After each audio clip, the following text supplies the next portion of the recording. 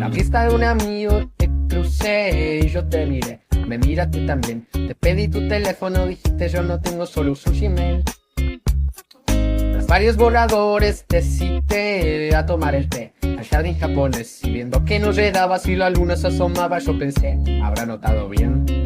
Pero te apareciste detrás de un bonsai.